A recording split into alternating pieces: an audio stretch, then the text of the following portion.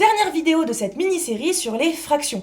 Je vais vous apprendre maintenant à faire des fractions de fractions. Alors, ça a l'air terrible dit comme ça.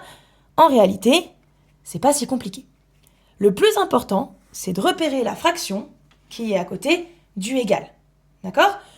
Je vais mettre une fraction au-dessus, par exemple 4/5, et en dessous, je vais mettre une fraction, par exemple 16/25. Bon. Parce que le égal est au niveau de cette fraction, ça c'est comme si c'était le numérateur de ma grande fraction, et ça le dénominateur de ma grande fraction. Retenez cette phrase par cœur. Diviser par un nombre revient à multiplier par son inverse. Diviser par un nombre, c'est multiplier par son inverse. Donc diviser par 2, c'est comme si vous faisiez fois 1/2. Diviser par 1/2, c'est comme si vous faisiez fois 2. D'accord ?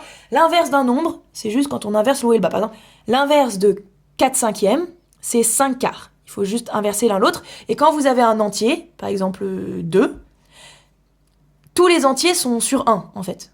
Ils sont tous divisés par 1. Donc, l'inverse de 2, c'est 1/2. Et l'inverse de 1/2, c'est 2. D'accord ?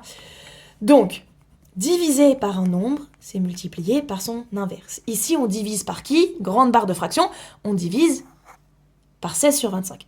Donc, 4/5, je laisse tranquille, et je le multiplie par l'inverse du bas.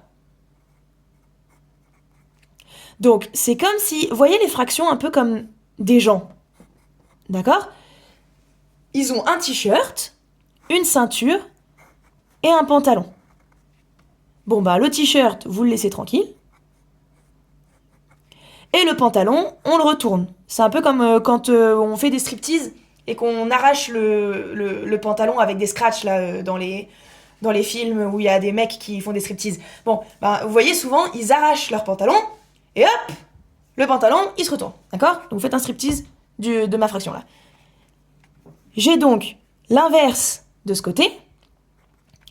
Et ensuite, vous revenez à la vidéo précédente sur les multiplications de fractions.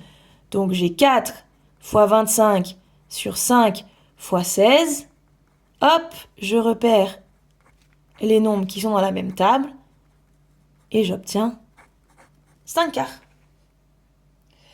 Alors, si jamais, vous avez ce genre de choses.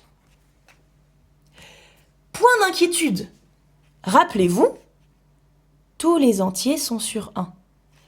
Donc, le haut, on n'y touche pas. Multiplié par l'inverse. L'inverse de 7 sur 1. Divisé par 7, c'est comme multiplié par 1 sur 7. Et ensuite, là, j'ai rien besoin de simplifier. Donc, hop. Et j'ai mon résultat final. Attention, si j'ai l'inverse.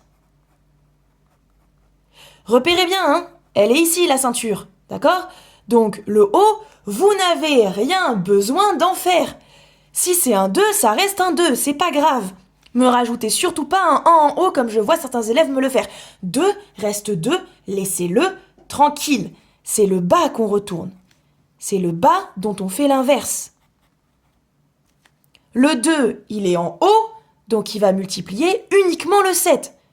Si vous voulez, là, faites-moi un sur 1 pour bien me faire 3 fois 1, d'accord ? Le 2, il multiplie que le 7. Le 3, il reste tranquille. Et c'est ça le résultat final. Donc ça, c'était la vidéo finale de la série sur les fractions, quotient de quotient.